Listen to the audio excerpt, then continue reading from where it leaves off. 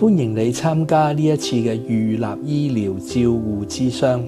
首先咧係講清楚今日嘅進行嘅程序。呢段嘅影片咧係會依照病人自主權立法嘅規定同埋內容咧係說明你嘅權利嘅。過程入邊，如果你有任何問題嘅話咧，歡迎向在場嘅諮商團隊嘅成員咧係提出討論。最後咧係由諮商團隊咧共同協助你完成預立醫療決定書嘅填寫。諮商團隊嘅成員咧係包括有醫生、護士、社工同埋心理師嘅，係會共同協助你咧完成今日嘅諮商。喺預立醫療決定書裏邊咧，你係需要決定喺面臨5種臨床條件之下，你係咪要接受維持生命治療同埋人工營養及流體餵養呢一啲嘅醫療處置。跟住落嚟，我哋咧會為你說明介紹嘅維持生命治療咧，就係任何有可能延長生命嘅必要嘅醫療措施，包括心肺復甦術，例如插管、心臟按壓、電擊、機械式嘅維生系統、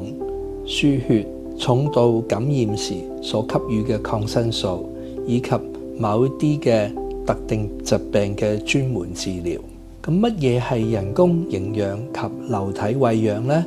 係指透過管路同埋其他嘅侵入性嘅方式去餵養食物同埋水分，例如全靜脈營養、鼻胃管灌食、腸胃造口灌食等。喺了解乜嘢叫做維持生命治療、人工營養及流體餵養之後呢，跟住落嚟，我哋會為你介紹喺呢啲嘅臨床條件之下，你係可以決定接受或者拒絕呢一啲嘅醫療處理嘅。病人自主權利法咧係訂定咗5種臨床條件，都係要需要2位相關專科嘅醫生確診。第一種臨床條件咧係叫做末期病人，而末期咧係指疾病咧係唔可以治癒，而且咧病情咧喺近期內咧進行至死亡已經不可避免者。呢一個時候咧喺醫學上咧已經係符合咗末期嘅定義，例如話末期癌症同埋非癌症嘅器官衰竭。第2種臨床條件咧係指因為腦部嘅病變造成咗持續性嘅重度昏迷，經過3或者6個月嘅觀察與治療之後，仲係冇恢復嘅跡象，或者咧係因為腦部受到嚴重嘅傷害，幾乎唔可能恢復意識。第3種臨床條件咧係指因為大腦嚴重嘅損傷，病人咧係冇反應，亦都冇辦法溝通，只能夠瞓喺床上，而且咧係要依賴其他人嘅照顧先至能夠活得下去。當呢一種情形咧持續咗3或者6個月之後，仍然係冇知覺跡象嘅話，我哋就稱之為永久性植物人。第4種臨床條件咧係極重度失智，係指持續嘅意識障礙，導致生活冇辦法自理同埋工作或者係學習，例如話冇辦法只認得親友同埋表達，需要其他人咧幫忙着衫、食飯，甚至冇法行動、大小便失禁呢啲咁嘅情形。第5種臨床條件咧係經過衛生福利部公告嘅疾病，必須同時咧係符合以下3種條件嘅。第1，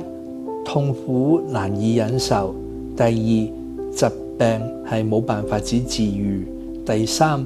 冇其他嘅合適嘅解決嘅方法。咁呢啲疾病嘅相關嘅信息咧，你係可以喺衛生福利部嘅網站查閱嘅。跟住落嚟咧，你係需要審慎咁樣思考，當以上呢5種臨床條件發生喺你身上嘅時候，係咪仍然需要接受維持生命治療呢？你可以有以下4種選擇嘅。選擇1，我唔希望接受維持生命治療。與之相反嘅咧係選擇4，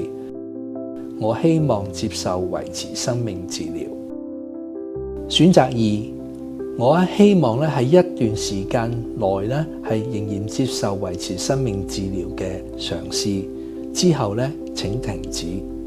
但係本人或者係醫療委任代理人咧係可以喺呢一段期間入邊咧隨時表達停止嘅意願。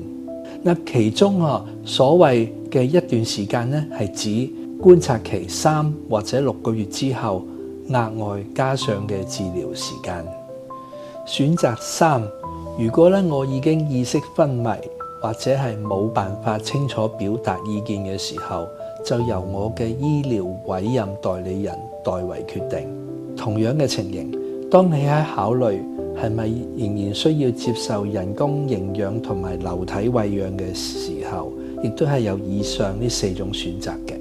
跟住落嚟咧，係為你介紹簽署呢一個預立醫療決定書嘅程序。預立醫療決定書咧係具有法律嘅效力嘅。喺張表單入邊咧會有好多個地方咧係需要你逐一咁樣簽名嘅。當你同2位嘅見證人都要完成咗呢一啲簽名之後咧，咁樣你就完成咗今日嘅程序啦。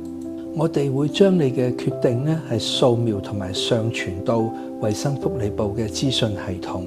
當衛生福利部完成咗審核之後咧，呢一啲結果咧就會註記咗喺你嘅健保卡入邊噶啦。日後你可以喺衛生福利部嘅網站入邊咧係閱讀你所填寫嘅預立醫療決定書嘅內容嘅。你唔一定要喺今日咧完成呢一個簽署嘅，你可以拎翻屋企咧慢慢再思考。期間咧如果有咩問題嘅話咧，歡迎你致電我哋嘅醫院諮商團隊進行呢一個進一步嘅詢問。簽署預立醫療決定咧係需要2位見證人嘅。咁咩人可以做你嘅見證人呢？佢哋咧係必須要有完全嘅行為能力，見證你係出於自願同埋並非喺遭受威脅或者係外力嘅情況底下咧簽署預立醫療決定。以下嘅人咧唔可以作為你嘅見證人嘅：主責照顧你嘅醫療團隊、遺產受贈人、遺體或者器官指定嘅受贈人，因為你嘅死亡而獲得利益嘅人，例如話係保險，但係你嘅法定繼承人咧係除外嘅。如果冇見證人嘅話咧，你亦都可以選擇由公證人進行公證。公證咗之後，你要喺3個月內咧係將呢一個決定書拎翻嚟本院，由我哋為你咧係完成後邊嘅行政程序。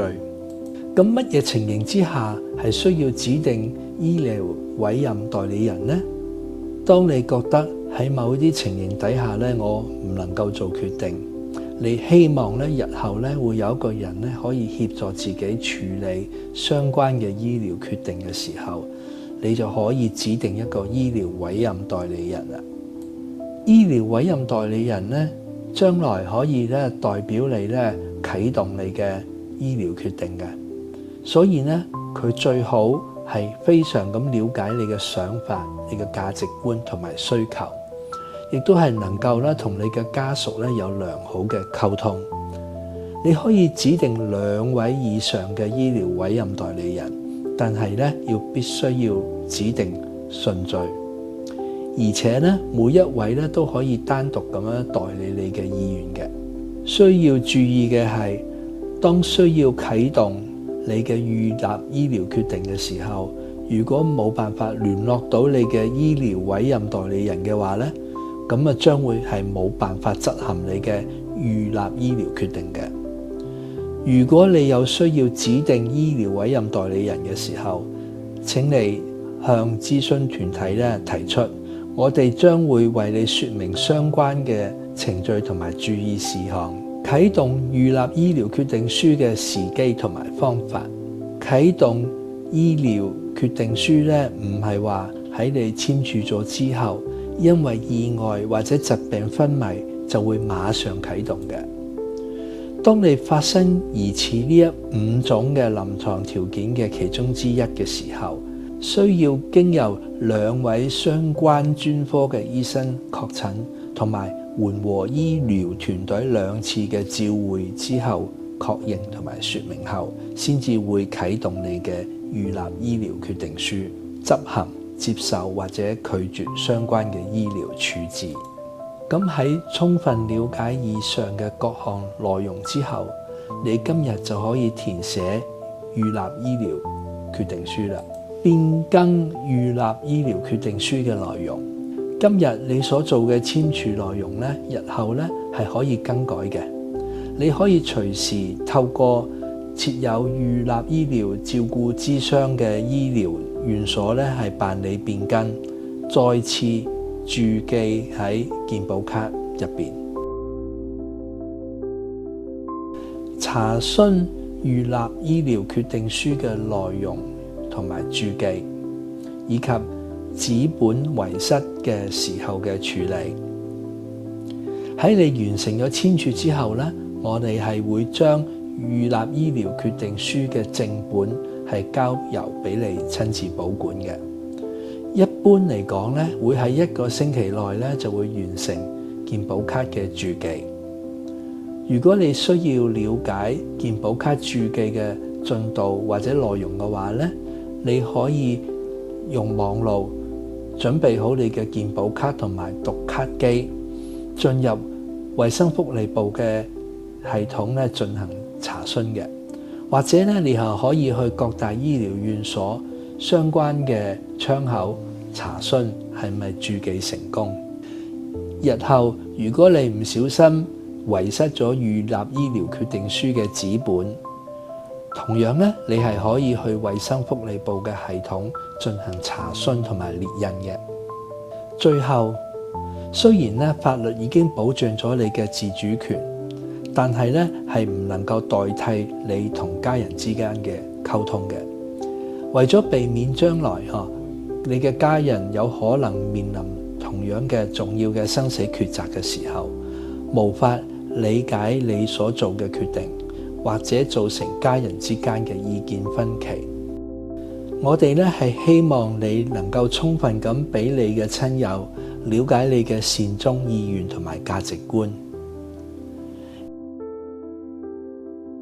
有關預立醫療照顧諮商咧就介紹到呢一度。